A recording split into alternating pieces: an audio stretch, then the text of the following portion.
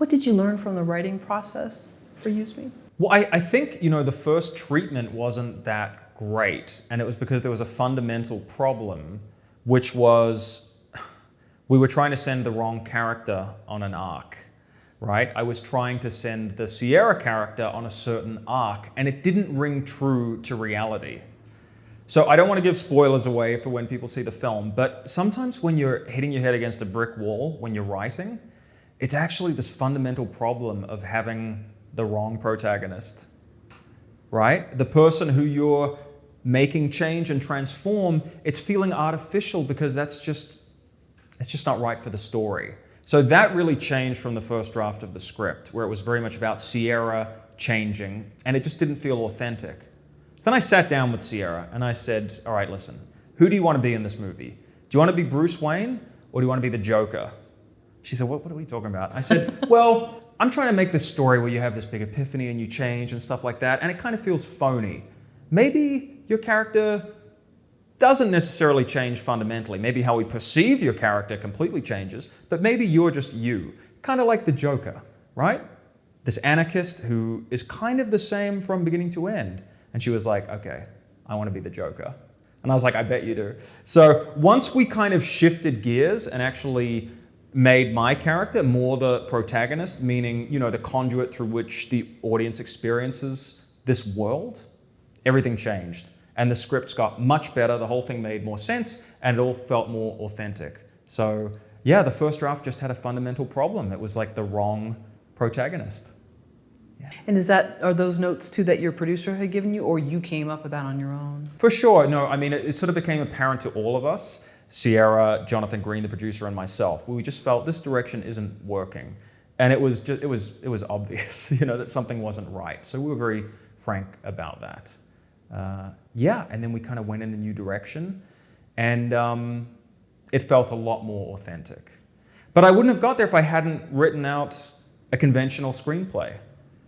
So even though the film ended up going in unexpected directions, it was that foundation of the screenplay that allowed us to move and actually be nimble. Like, for instance, we did a real Kickstarter campaign, okay? And someone reached out and said, I'd give you a lot of money if I could see a video of you and Julian making out. They reached out to Sierra. They were like, if I could see a video of you guys making out and teasing me, I'll give you $7,500. Wow, okay. So that inspired a whole new storyline, which you'll see when you watch the film. But we were able to be pretty flexible with the story. Also because I was the lead in it. So I had access to myself all the time. I mean, I was still rewriting it in the edit suite. There were video diaries in the film that I actually shot in the edit suite. So the methodology we employed was really only possible because Sierra and I were the leads and we had access to ourselves all the time. So that's really interesting. So if you see that you're writing a character that you really can't implement any kind of arc, maybe that's not the protagonist. Maybe they're not meant to change. Wow, okay. Very interesting. Because you always do want a character to go on some kind of transformational arc. That's why we love storytelling. That's the lessons that we get from movies and books.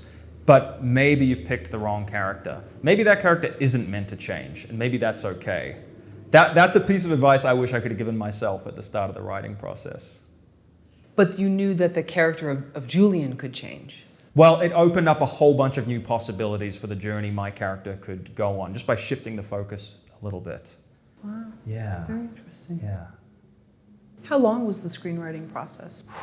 I mean, honestly, probably 6 to 12 months of writing and really exploring the material.